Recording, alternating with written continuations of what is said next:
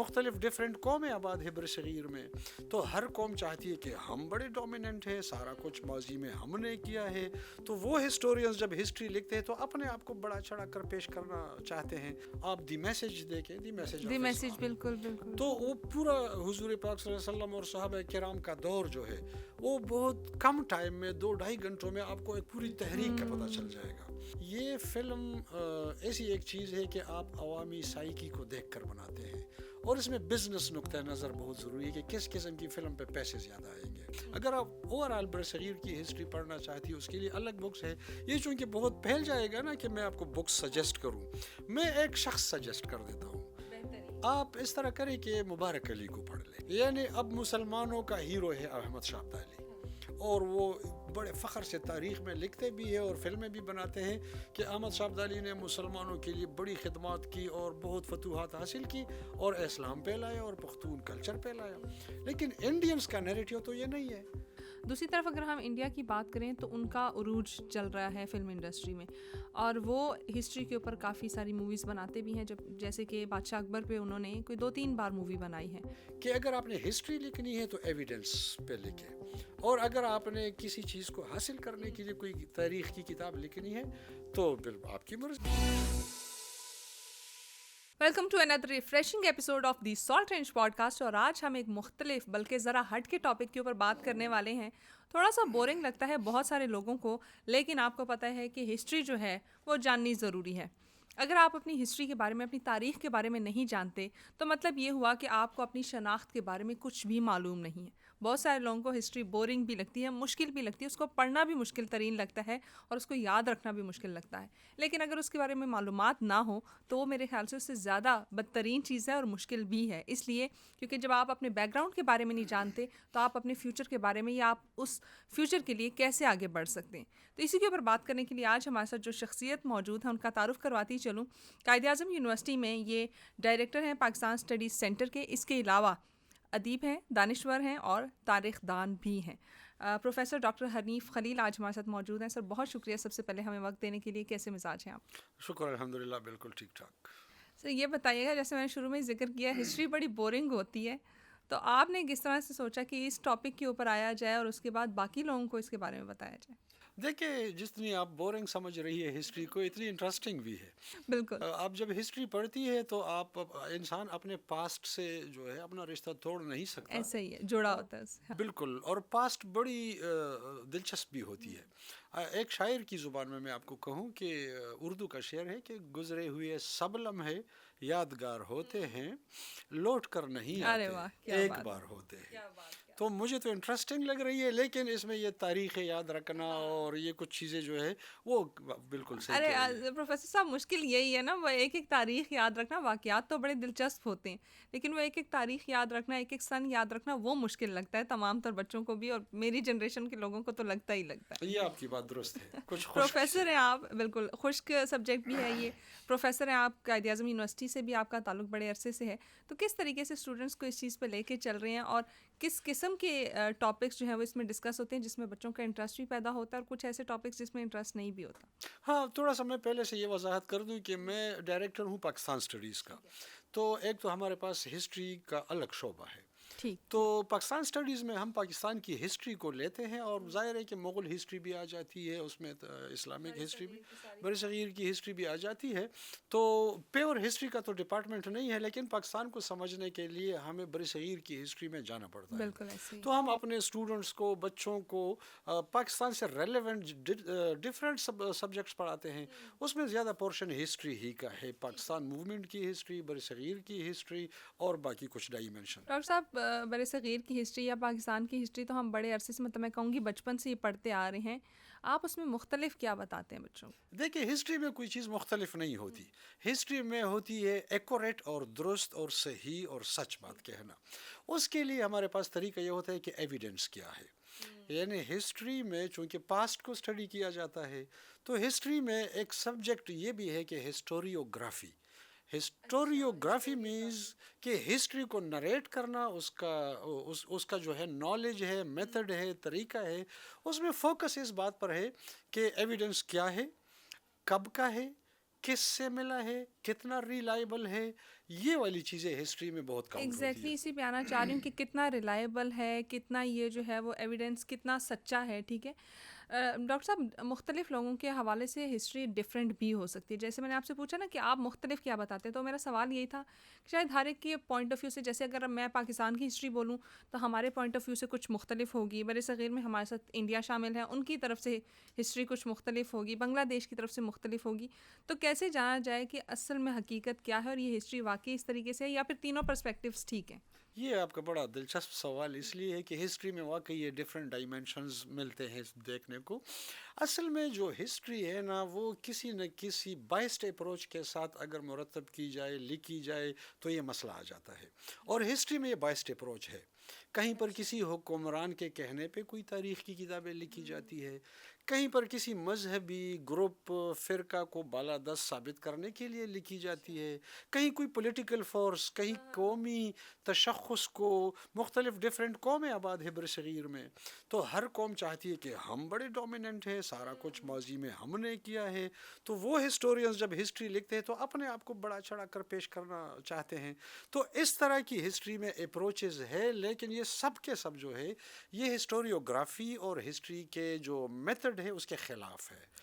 History میں بندہ جو ہے وہ اتنا آبجیکٹیو ہوگا, اتنا سائنٹیفک ہوگا کہ اپنے فیلنگز, جذبات, پسند ناپسند کو پیچھے چھوڑے گا, ایویڈنس پہ بات کرے گا. ایویڈنس سے اگر اس کی اپنی کسی موقف کی بھی مخالفت ہو تو ایکسیپٹ کرے گا. تو ایسی ہسٹری اگر کسی نے بھی لکھی ہو جس میں بنیاد ایویڈنس ہو, اپروچ ٹو نالج آبجیکٹیو ہو, سائنٹیفک ہو, تو وہ ہسٹری قابل قبول ہے, اور نہ صرف کسی قوم یا مذہب یا فرقہ کے لیے بلکہ تمام انسانوں کے لیے. بہترین. ڈاکٹر صاحب, اگر میں پاکستان کی ہسٹری یا بر صغیر کی ہسٹری پڑھنا چاہوں, اور میں چاہوں کہ مطلب مجھے ایک ایگزیکٹ ہسٹری ملے جس میں کہیں پہ بھی ادھر ادھر نہ ہوئی ہو, کہیں پہ ہیرا پھیری نہ ہوئی ہو, یا مطلب فیکٹس اینڈ فگرس کو وہ کہتے ہیں نا گھما پھرا کے نہ لکھا گیا ہو, تو آپ مجھے کون سی بکس سجیسٹ کریں گے؟ اگر آپ پاکستان کی ہسٹری پڑھنا چاہتی ہے تو اس کے لیے بھی الگ بکس ہے. اگر آپ اوور آل برصغیر کی ہسٹری پڑھنا چاہتی ہے اس کے لیے الگ بکس ہے. یہ چونکہ بہت پھیل جائے گا نا کہ میں آپ کو بکس سجیسٹ کروں, میں ایک شخص سجیسٹ کر دیتا ہوں. بہترین. آپ اس طرح کریں کہ مبارک علی کو پڑھ لیں. مبارک علی. تو مبارک علی جو ہے انہوں نے پاکستان کی ہسٹری پر بھی لکھا, برصغیر پر بھی لکھا, اسلام پہ بھی لکھا, میتھڈ آف ہسٹری پر بھی لکھا, what is history, what is historiography, یہ سب کچھ لکھا, ابھی تک زندہ ہے. تو ہمارے اثر میں چونکہ ہسٹری میں دا موسٹ اوتھینٹک پرسن میں سمجھتا ہوں ان کو, تو آپ ان کو پڑھ لیں. تو جو آپ کی پسند کی کتاب ہے اور جو آپ کا پسند کا ڈائمینشن ہے ہسٹری میں, وہی پڑھ لیں آپ. اچھا, اب اسی سے نا ایک اور ڈائمینشن کی طرف جانا چاہوں گی. کتابیں پڑھنا بہت سارے لوگوں کو مشکل لگتا ہے کہ اب مطلب کیا کتاب اٹھائی جائے. ایک تو اس کو کیری کرنا بھی مشکل لگ رہا ہے, حالانکہ کتاب بڑی بہترین دوست ہوتی ہے یہ کہا جاتا ہے, لیکن اب ظاہر ہے ہم ایوولوشن کی طرف جا رہے ہیں, چیزیں چینج ہوتی جا رہی ہیں. تو ایک چھوٹا سا ڈبہ ہمارے ہاتھ میں ہوتا ہے جس کو ہم سیل فون کہتے ہیں, اور اس کے اوپر ہمیں ڈفرینٹ موویز بھی مل جاتی ہیں, ڈاکیومنٹریز بھی مل جاتی ہیں. تو اگر اس سے ریلیٹ کرنا چاہوں اور اسپیسیفکلی میں فلم انڈسٹری کی طرف آنا چاہوں, تو اس سے کس طرح آپ ہسٹری کو ریلیٹ کرتے ہیں, اور ہسٹری اور فلم انڈسٹری کا آپس کا کیا تعلق ہے؟ اچھا دیکھیں, ہسٹری کسی بھی چیز کی لکھی جا سکتی ہے. ہسٹری آپ حکمرانوں کی بھی لکھ سکتے ہیں, آپ مذہب کی, سیاست کی, کلچر کی, کسی بھی چیز کی, آپ ایون سپورٹس کی, کسی بھی چیز کی آپ ہسٹری تو لکھ سکتے ہیں. اسی طرح فلم انڈسٹری کی بھی لوگ ہیں, ہسٹورینز ہیں کہ ان کی ہسٹری لکھتے ہیں. تو ہسٹری کی تو پوری زندگی سے تعلق ہے کہ انسانوں کے ڈفرینٹ ڈائمینشنز میں ماضی کیا ہے, کیسے گزرا ہے, آگے بڑھتا جائے گا تو پیچھے کا ذکر ہوتا جائے گا. تو اسی طرح فلم انڈسٹری کے بھی کچھ لوگ ہیں, کچھ جرنلسٹ ہیں جو آج کی بات کرتے ہیں, کچھ ہسٹورینز ہیں جو گزرے ہوئے کل کی بات کرتے ہیں. تو ہمیں تو ہسٹری سے بھی اپنے آپ کو لنک کرنا پڑے گا. فلم انڈسٹری کی کچھ لوگوں نے ہسٹری لکھی ہے, یا مختلف فلموں کی, اداکاروں کی, پروڈیوسرز کی, جو گلوکار ہے, مختلف شعبے ہیں فلم میں, تو ان کی بھی تاریخیں ہیں. کچھ انگریزی میں ہے, کچھ اردو میں ہے, اور کچھ پشتو میں بھی ہے. جو میں چونکہ خود پشتون ہوں, میں نے اپنی کتاب پشتو میں لکھی ہے. ارے واہ. تو بالکل فلم انڈسٹری کی ہسٹری ہونی بھی چاہیے اور ہے موجود. آپ کی کتاب کے اوپر بھی گفتگو کریں گے, لیکن اس سے سے پہلے میں جو ٹاپک ڈسکس کرنا چاہوں گی وہ یہ ہے کہ بر صغیر میں فلم انڈسٹری یا بر صغیر کی جو فلم انڈسٹری ہے اس کو آپ کس طرح سے دیکھ رہے ہیں؟ اس میں بھی دو اینگل سے دیکھنا چاہیے. ایک یہ کہ برصغیر میں فلم انڈسٹری، اس کا مطلب ہے کہ برصغیر کے ڈفرینٹ ممالک نے کون سی فلمیں بنائی ہیں جو برصغیر کے جیوگرافی سے ریلیونٹ ہے وہ ممالک. دوسری بات یہ ہے کہ برصغیر کے لوگ دنیا کے کن کن فلم انڈسٹریز سے وابستہ رہے ہیں اور کام کیا ہے. اگر ہم اس دوسری والی بات پہ پہلے بات کریں کہ دنیا میں برصغیر کے لوگ فلم انڈسٹری میں ان کا کیا کردار ہے، تو میں آپ کو بتاؤں کہ سب سے بڑا جو ادارہ ہے یا فلم انڈسٹری ہے وہ ہالی ووڈ کا ہے. اور ہالی ووڈ امریکہ میں ایک شہر کا نام تھا، ادھر پہلی اسٹوڈیو بنی اور پھر وہ پھیلتا گیا اور ہالی ووڈ کی فلمیں اب اتنی ہاوی ہو گئی کہ امریکہ کے علاوہ جو یورپین موویز ہے، خصوصاً کینیڈا، برطانیہ، کوئی اور بھی بنائے تو ان کو بھی ہالی ووڈ فلمیں سمجھا جاتا ہے. تو یہ ہالی ووڈ کی جو انڈسٹری ہے نا، فلم انڈسٹری، اس میں بھی برصغیر کے لوگ بڑی تعداد میں گئے. اچھا. اور بڑی تعداد میں کیا، میں پشاور ہی کا نام لوں، پشاور کے لوگ، پشتون لوگ دنیا کی فلم انڈسٹری میں چلے گئے، ہالی ووڈ میں چلے گئے. ہالی ووڈ کے علاوہ جو انگلش موویز ہے جو باقی ممالک کے ہیں، امریکن موویز میں تو بہت ہے. ہمارے پشاور کے حسن خیام بہت بڑا ایکٹر ہے، کوئی 13-14 فلمیں انہوں نے بنائی ہے جس میں مین کریکٹر ان کو ملا ہے، پشتون ہے، پشاور کا ہے. اسی طرح افغانستان کے کچھ لوگ گئے، کچھ رائٹرز جو ہالی ووڈ کی فلمیں بنتی ہیں. میں ایک کا ریفرنس دینا چاہتا ہوں کہ کائٹ رنر ایک ناول ہے. ہاں بالکل بالکل. کائٹ رنر ایک ناول ہے جو خالد حسینی نے لکھا ہے اور اس پہ ہالی ووڈ نے فلم بنائی، اور اس میں ایکٹرز جو ہے بچوں کا کریکٹر بھی افغانستان کے لوگوں نے پلے کیا ہے، بڑوں کے اس میں بھی پشتون لوگ ہیں. تو یہ تو ایک مثال ہے کائٹ رنر کی. اسی طرح بہت ساری فلمیں ہیں جو برصغیر کے لوگ ہالی ووڈ میں گئے اور مختلف شعبوں میں کام کیا. اسی طرح صورتحال بالی ووڈ کا ہے جو خود برصغیر کی انڈسٹری ہے، انڈین فلم انڈسٹری ہے. اس میں تو بہت بڑی تعداد مسلمان لوگوں کی، چونکہ انڈین فلم انڈسٹری میں ہندو لوگ بھی ہے، باقی بھی ہے، لیکن اس میں پختون لوگ اور مسلم جو مختلف شعبوں میں کام کرنے والے ہیں وہ بہت بڑی تعداد میں ہیں. اور آخری بات یہ کہ برصغیر کی فلم انڈسٹری میں آپ ہالی ووڈ کے بعد پھر بالی ووڈ کے بعد آپ بات کریں گے، ہم اپنے پاکستانی فلم انڈسٹری کو بالی ووڈ کہتے ہیں، لیکن اس کے علاوہ یہ جو نیپال، سری لنکا، بنگلہ دیش کی فلم انڈسٹریز ہے یہ بہت رچ ہے، بہت بڑے کارنامے دکھائے ہیں اپنے اس فیلڈ میں. اور کچھ ان تینوں چاروں ممالک کے لوگوں نے پاکستان کی فلم انڈسٹری میں بھی کام کیا ہے اور انڈین فلم انڈسٹری میں بھی کام کیا ہے. تو برصغیر ایز اے ہول فلم میں دنیا میں مطلب بہت آگے جانے والا ایک. ڈاکٹر صاحب یہاں پہ میرا ایک سوال ہے کہ اگر ہم دیکھیں تو بالی ووڈ میں آپ نے جس طرح سے ذکر کیا کہ کافی پشتونز بھی ہیں اور پاکستان کے بہت سارے لوگ ہیں جو وہاں پہ شامل ہیں، ٹھیک ہے. اب میرا یہاں پہ ایک سوال یہ بن رہا ہے کہ جتنے بھی برصغیر کے لوگ جو ہیں یا ہالی ووڈ گئے یا اس طرح سے، ان کا بیک اینڈ پہ کام زیادہ تھا یا آن اسکرین ان کا کام زیادہ تھا؟ مطلب ڈائریکشن یا فلم رائٹنگ میں یا پروڈکشن، ان چیزوں میں وہ زیادہ نمایاں کردار نبھاتے ہوئے نظر آئے یا پھر آن اسکرین چیزوں میں وہ زیادہ پرومیننٹ؟ ہاں، پرومیننٹ تو آن اسکرین ہے، اگرچہ اس میں کچھ رائٹرز بھی ہیں جو بیک اسکرین ہے، کچھ اس میں وہ لوگ ہیں جو پروڈکشن یا ڈائریکشن سے تعلق رکھے، وہ بھی کوئی کیمرہ مین، کوئی اور جو شعبے ہے وہ تو آن اسکرین نہیں ہوتے، لیکن جو ڈومیننٹ رول ہے وہ آن اسکرین ہے، ایکٹنگ میں بھی، سنگنگ میں بھی، اور جو وہ ہمیں ان کی پرفارمنس نظر آئے. ظاہر ہے جو کہتے ہیں وہ جو دکھتا ہے وہ بکتا ہے نا، تو ہاں تو جو سامنے ہے وہی زیادہ پرومیننٹ ہے اور اسی کی ویلیو بھی زیادہ. بالکل ایسا ہی ہے. اچھا آگے بڑھیں گی اور اسی چیز کو آگے لے کے چلتے ہیں کہ جب ہم فلم انڈسٹری کی بات کریں تو پاکستانی فلم انڈسٹری کو اب آپ کس جگہ پہ دیکھ رہے ہیں؟ کیونکہ پچھلے اگر میں بولوں کچھ عرصہ پہلے یا کچھ سال پہلے کی بات کریں تو بڑی ایک وہ پاکستانی فلمیں جب دنیا میں کہیں پہ بھی لگتی تھی نا تو وہ ساری گلیاں سنسان ہو جاتی تھیں اور لوگ خصوصاً ڈرامے فلمیں دیکھنے کے لیے بےتاب بیٹھے ہوتے تھے کہ یہ پاکستان کی بنائی ہوئی ہے. پھر بیچ میں ہمارا تھوڑا ڈاؤن فال بھی آیا اور اب دوبارہ کہہ رہے ہیں کہ فلم انڈسٹری جو ہے وہ اپنے دوبارہ عروج کی طرف جا رہی ہے. تو ان باتوں میں کتنی سچائی ہے اور آپ اس کو کس نظر سے دیکھ رہے ہیں؟ ہاں، یہ جو ابھی دوبارہ عروج کی طرف جا رہی ہے اس کا تو ایک اینگل درست ہے کہ اس میں بڑے ایجوکیٹڈ لوگ آ گئے، ٹیلنٹڈ بھی ہے، تھیمز بھی نئے ڈھونڈ سکتے ہیں، رائٹرز بھی بڑے اچھے ہیں، اور جو پریکٹیکل ورک ہے مطلب ایکٹنگ ہے یا باقی جو شعبے ہے وہ کافی بہتر ہے فلم میں. لیکن اگر ہم دیکھیں تھوڑا پاسٹ میں جائیں نا تو ہسٹری کی پاسٹ بات میں کریں. ہسٹری کی ہاں. بات کریں نا تو ایک دور تھا کہ پاکستانی فلم انڈسٹری اور انڈین فلم انڈسٹری ایک لیول کی تھی.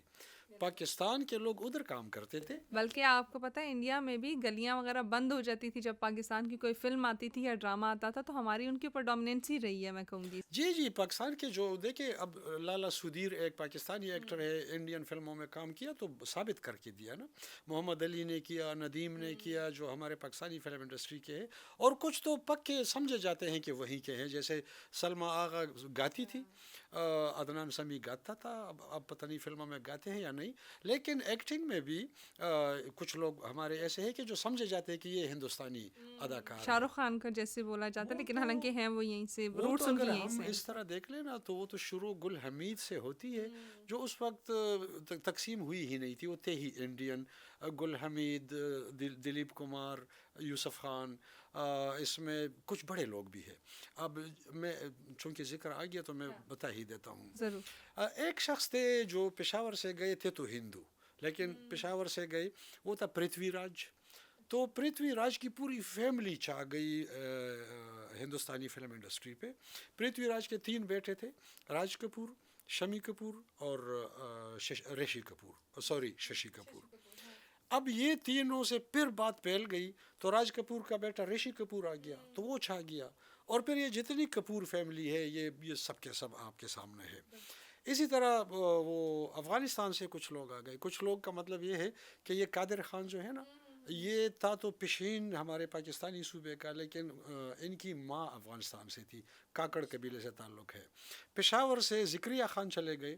یہ جو امجد خان ہے نا گبر سنگھ والا، شعلے والا، ان کا والد تھا ذکریہ خان، تو اس کا نام ادھر رکھا جینت پشاوری. تو یہ گئے، گل حمید گئے، یہ جو فیملی ہے کپور فیملی، یہ سارے چلے گئے. وہ میں ان سینئرز کی بات کر رہا ہوں. اور دلیپ کمار بھی گئے، قادر خان کا بھی میں نے ذکر کیا. اسی طرح افغانستان سے جو آئے نا وہ تھا، وہ فردین کا والد ہے، میں نام بھول رہا ہوں، گنجا سا کریکٹر میں آتا ہے، تو وہ افغانستان سے آ گئے، فردین خان کا والد. یہ سب کے سب یہی کے لوگ تھے جو انڈین فلم انڈسٹری کو کھڑا کیا، پیروں پہ کھڑا کیا. اور اس میں ایک آدمی وزیر محمد خان، وہ سنگر بھی تھے، ایکٹر بھی تھے. تو یہ بڑی دلچسپ داستان ہے کہ انڈینز کو فلم انڈسٹری میں سکھایا ہے پشاور کے لوگوں نے، افغانستان کے لوگوں نے، بلوچستان کے لوگوں نے، اور اگر وہاں کوئی ہندو فیملی ہے، کپور فیملی، وہ بھی پشاور کی ہے. یہ بہت بڑا ایک مطلب روٹس ان کی ساری یہیں سے ہیں. روٹس یہی سے ہے بالکل. اچھا، فلم انڈسٹری کی ہم بات کر رہے ہیں، ہسٹری کی بات کر رہے ہیں، تو ہسٹری کو سامنے لانے میں یا دکھانے میں فلم انڈسٹری کا کیا کردار ہے؟ بہت بڑا کردار ہے. میں سمجھتا ہوں، میں تو پروفیسر بھی ہوں، میں سمجھتا ہوں کتاب سے ہسٹری اتنی نہیں سیکھی جا سکتی جتنی فلم سے سیکھی جا سکتی ہے. اگر آپ دیکھنا چاہیں کہ حضرت موسیٰ علیہ السلام کے دور کے واقعات کو سمجھا جائے تو یہ تو بہت قدیم ہسٹری ہے نا. لیکن آپ 10 کمانڈمنٹس مووی دیکھیں، آپ کو 2.5-3 گھنٹوں میں اتنی زیادہ چیزیں سمجھ میں آ جائے گی یہ مووی کی وجہ سے. آپ دی میسیج دیکھیں، دی میسیج، بالکل بالکل. تو وہ پورا حضور پاک صلی اللہ علیہ وسلم اور صحابہ کرام کا دور جو ہے وہ بہت کم ٹائم میں 2-2.5 گھنٹوں میں آپ کو ایک پوری تحریک کا پتہ چل جائے گا. آپ دیکھ لیں یہ حضرت یوسف علیہ السلام پہ کتنی قسطوں میں تیار ہوا ہے. حضرت عمر پہ کوئی 40 قسطوں میں ایک مووی یا ڈرامہ سمجھے وہ بنایا گیا ہے. ان فلموں سے جتنی آسانی سے تاریخ سمجھ میں آتی ہے اتنی آسانی سے کتاب سے ڈاکٹر صاحب یہاں پہ نا لوگوں کا ایک اختلاف بھی ہوتا ہے کہ آپ ریلیجیس چیزوں پہ جو ہے نا وہ فلم نہیں بنا سکتے. جب آپ اس پہ بناتے ہیں تو جیسے آپ مطلب حضرت یوسف علیہ السلام والی تھی یا اس طرح کی جو فلمیں ہیں تو وہ ان سے نا کانٹرڈکٹ کرتے ہیں کہ یہ چیزیں نہیں ہونی چاہیے. یا تو آپ یہ ہے کہ وہ چہرے کی مشابہت کر لیتے ہیں وہاں پہ یا یہ چیزیں کر لیتے ہیں، تو وہاں پہ بھی اختلاف آتا ہے. اس کو آپ کس نظر سے دیکھتے ہیں؟ دیکھیں جتنے انبیاء کرام کا کریکٹر اور شکل دکھانا ہے اس میں تو ان موویز میں بھی یہ احتیاط کر دی گئی ہے کہ نبی کی شکل اور کریکٹر اس طرح نہ دکھایا جائے. البتہ یہ جو جتنے عام انسان ہیں جو خدا کی طرف سے نہیں آئے، صحابہ کرام ہے, کچھ تاریخ کے بڑے لوگ ہیں, حکمران ہیں, ان کا تو کریکٹر دکھانا چاہیے. جیسے میں نے حضرت عمر کی بات کی تو اس میں عمر کو دکھایا گیا ہے. جیسے میں نے دی میسج کی بات کی, اس میں حضور پاک صلی اللہ علیہ وسلم کے علاوہ صحابہ کو دکھایا گیا ہے. تو میں سمجھتا ہوں اس میں کوئی برائی ہے بھی نہیں. وہ لوگ تھے جو خدا نے نہیں بھیجے تھے. ایک تو برگزیدہ شخصیات ہوتی ہے نا, خدا کی طرف سے نامینیٹ ہوتے ہیں میسنجر کی یا پیغام لانے والے کی حیثیت سے, وہ نہیں دکھانی چاہیے چونکہ اس کے ساتھ اٹیچمنٹ ہوتی ہے ایک روحانی, ایک اسپریچول. لیکن عام انسان زندگی گزاری ہے, لڑائیاں بھی کی ہے, جنگیں بھی لڑی ہے, پوری تاریخ ہے, وہ دکھانا ٹھیک ہے.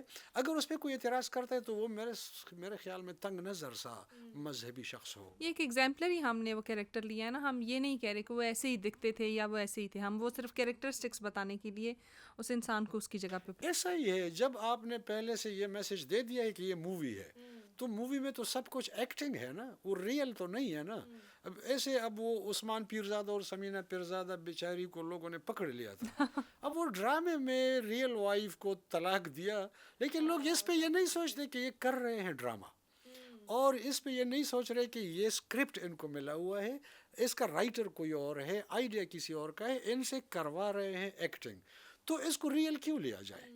تو فلم مووی میں جو بھی کریکٹرز دکھائے جا رہے ہیں, تو پہلی بات تو یہی ہے نا کہ یہ فلم ہے یا ڈرامہ ہے, یہ مووی ہے, ریئل تو نہیں ہے نا. اگرچہ اس میں زندگی ریئل ہوتی ہے, زندگی کی ریفلیکشن ہوتی ہے, کہانی ریئل ہو سکتی ہے, لیکن وہ یہ ڈرامہ کا لفظ جو ہے نا, اس کا یونانی میننگ یہ ہے کر کے دکھانا. تو فلم ڈرامہ میں تو فوکس اس پہ ہے کہ کر کے دکھانا, ایکٹنگ سے دکھانا, اس کی اپنی زندگی کا یہ حصہ تو نہیں ہوتا نا. وہ آپ کو ایک میسج دینے کے لیے وہ ایک چیز کی جا رہی. اچھا ڈاکٹر صاحب آگے بڑھتے ہیں, اور اسی سے ریلیٹڈ یہ پوچھنا چاہوں گی کہ اگر فلم انڈسٹری جو ہے وہ ہسٹری کو لے کے چلتی ہے, ٹھیک ہے, ہم مختلف موویز بناتے ہیں, ڈاکومنٹریز بناتے ہیں, تو کیا آپ کو لگتا ہے کہ جو کتابی ہسٹری ہے وہ کہیں نہ کہیں گم ہو جائے گی یا اس میں چینجز آ جائیں گی؟ دیکھیے, فلم یا ڈرامہ کے لیے جو تاریخ ہوتی ہے نا اس میں دکھانے والی, وہ بھی کتابوں ہی سے لی جاتی ہے. کسی بھی مووی کے لیے سینکڑوں کتابیں پڑھنی پڑتی ہے اس کا اسکرپٹ لکھنے کے لیے. یہ دی میسج کے لیے لوگ مصر اور سعودی اور کہاں کہاں پہ گئے ریسرچ کے لیے, اور یہ باقی موویز بھی, تاریخ کی جتنی بھی موویز ہے, احمد شاہ ابدالی پر بنی ہے فلم, شیر شاہ سوری پہ بنی ہے, برصغیر کے بڑے بڑے حکمرانوں پہ موویز جو بنی ہے نا, تو اس کے لیے تو ریسرچ کتابوں ہی سے کی گئی ہے. البتہ آپ کے کوشچن کا ایک نریٹو ہے کہ لوگ اس ماڈرن دور میں جو بہت بزی ہے زمانہ, لوگ بڑے بزی ہے, تو وہ کتاب پڑھنا کم کر دیں گے اور آسان سورس کو زیادہ استعمال کرنا شروع کر دیں گے. تو وہ اپنے جیب میں موبائل پڑا ہوا ہے, وہ کچھ پڑھنا چاہے, ہسٹری ہو, مووی ہو, تو بہت آسانی سے ایکسیسیبل ہے. یہ والا چینج تو آ رہا ہے. لیکن کتاب ڈیوریبل چیز ہے, وہ کبھی ختم نہیں ہوگی, کبھی مرے گی نہیں, اور یہ جتنا الیکٹرانک میڈیا کام کرے ان کے لیے کتابوں کی تو ضرورت پڑے گی. بالکل ایسے ہی ہے. ڈاکٹر صاحب اسی سے آگے ایک اور سوال یہ ہے کہ جو ہم فلم انڈسٹری کی بات کرتے ہیں, ہسٹری کی بات کرتے ہیں, تو پاکستان نے کتنا جسٹس کیا ہے میں بولوں کہ پاکستانی فلم انڈسٹری نے کتنا جسٹس کیا ہے ہسٹری کے ساتھ؟ ابتدا میں تو ٹھیک تھا, جیسے میں نے کہا کہ برصغیر کی تقسیم سے پہلے تو مکس تھے, جو اس جغرافیے کے لوگ تھے وہ بھی ادھر کام کرتے تھے, اور وہاں پر جو تقسیم سے پہلے کی ہم بات کریں نا, تو فلم انڈسٹری کے 2-3 بڑے مراکز تھے, ان میں ایک بمبئی تھا لیکن ایک لاہور تھا. تو لاہور تو اسی موجودہ پاکستانی جیوگرافی میں آتا ہے. تو یہ بڑے بڑے لوگ مکس تھے, لیکن تقسیم کے بعد انیشیل ڈیکیڈز میں تو پاکستانی فلم انڈسٹری معیار کی تھی, لیکن جیسے ڈکلائن آیا تو ڈکلائن ہی رہا. اور اب جو ہمارا دور ہے, یعنی ریسنٹ 4-5 سال یا 10 سال لے لے, اس میں کچھ بہترین, کچھ ریوائول ہوا ہے. لیکن میں پھر بھی سمجھتا ہوں کہ جو ماضی تھی, اور پاکستان کی ہر شعبے میں, ایکٹنگ میں, ڈائریکشن میں, تحریر میں, شاعری میں, ہر چیز میں جو وہ معیار تھا جو ہم انڈین فلم انڈسٹری سے مقابلے کے قابل تھے, وہ تو نہیں ہے. البتہ ڈرامہ ہمارا جو ہے وہ ہندوستانی بھی اپریشیٹ کرتے ہیں, اور شاید ہمارا ڈرامہ ان سے بھی زیادہ اعلیٰ. یہ ڈکلائن کیوں آیا فلم انڈسٹری میں جب اتنی بہترین جا رہی تھی؟ تو ڈکلائن کی کیا وجوہات بنی؟ ایک بڑا جو سبب ہے وہ تو یہ ہے کہ عوام کیا چاہتے ہیں. یہ فلم ایسی ایک چیز ہے کہ آپ عوامی سائیکی کو دیکھ کر بناتے ہیں, اور اس میں بزنس نقطہ نظر بہت ضروری ہے کہ کس قسم کی فلم پہ پیسے زیادہ آئیں گے. تو اب اگر پاکستان میں عوام نے یہ دیکھنا شروع کیا کہ سلطان راہی دکھاتے جاؤ, مار دھاڑ دکھاتے جاؤ, تو ہم فلم دیکھیں گے. آپ ایک بڑی سی رومانٹک کوئی ایجوکیشن پہ کوئی بڑی سنجیدہ سبجیکٹ پہ مووی بناؤ تو پاکستانی عوام دیکھتے نہیں ہیں. تو وہ پروڈیوسر کہتے ہیں کہ میں لاکھوں روپے اس کے لیے لگاؤں کہ میں کوئی معیار پیش کروں یا میں کوئی پیسے بھی واپس آ جائے نا. ایک تو یہ چیز تھی. دوسرا یہ کہ اس دور کے تمام شعبے بدل گئے. اس دور میں فلم میں شاعری اور کہانی لکھتے تھے فیض احمد فیض اور ساحر لدھیانوی, حبیب جالب اور بڑے بڑے جو رائٹر تھے. اب کے رائٹر ان کے کچھ گرد بھی نہیں ہے. اس دور کے پروڈیوسر دیکھے, اس دور کے ایکٹرز دیکھے, اس دور میں ساری چیزیں جو تھی وہ معیاری تھی. بہت کم سورسز میں بہت زیادہ محنت کرنی پڑتی تھی. اب سب کچھ کمپیوٹرائزڈ سا ہے, ڈیجیٹلائز سا ہے, سب کچھ آپ مشین سے کرتے ہیں. تو انسانی ٹیلنٹ مشینوں نے بہت خراب کر دی. وہ محنت ہی نہیں ہے. لوگوں نے اسکرپٹ پڑھا ہی نہیں ہوتے اور سیٹ پر آ جاتے ہیں اور پھر وہ کمپیوٹر سے چیزیں کور کرتے ہیں. تو ایک تو یہ دور کے تقاضوں نے معیار خراب کر دیا, فائنانس نے خراب کر دیا, اور جو بہت اعلیٰ معیار کے لوگ تھے مختلف شعبوں میں اور محنت کرنے والے لوگ تھے وہ بھی چلے گئے, تو ڈکلائن ہی رہا. ایک طرف ہم بات کر رہے ہیں کہ پاکستانی انڈسٹری جو ہے وہ ڈکلائن کی طرف گئی, اب تو خیر دوبارہ ریوائول کی طرف آ رہی ہے الحمدللہ. دوسری طرف اگر ہم انڈیا کی بات کریں تو ان کا عروج چل رہا ہے فلم انڈسٹری میں, اور وہ ہسٹری کے اوپر کافی ساری موویز بناتے بھی ہیں. جیسے کہ بادشاہ اکبر پہ انہوں نے کوئی 2-3 بار مووی بنائی ہے. وہ اس کو نا اپنے طریقے سے دکھاتے ہیں, جبکہ پاکستانی یہ سمجھتے ہیں کہ یہ ہسٹری کچھ مختلف ہے. اس کو آپ کس نظر سے دیکھ رہے ہیں؟ ہاں دیکھیں, جس طرح ڈائریکٹ ہسٹری لکھنے میں بھی بائسڈ اپروچ تو ہے, تو اس طرح موویز بنانے میں بھی جو ہسٹوریکل ایونٹس پر ہو اس میں بھی بائسڈ اپروچ ہے. لیکن ایک تھوڑا سا نیچرل بھی ہے. ایک قوم کا ہیرو اپوزٹ قوم کا ولن ہوتا ہے. یعنی اب مسلمانوں کا ہیرو ہے احمد شاہ ابدالی, اور وہ بڑے فخر سے تاریخ میں لکھتے بھی ہیں اور فلمیں بھی بناتے ہیں کہ احمد شاہ ابدالی نے مسلمانوں کے لیے بڑی خدمات کی اور بہت فتوحات حاصل کی اور اسلام پہ لایا اور پختون کلچر پہ لایا. لیکن انڈینز کا نیریٹیو تو یہ نہیں ہے.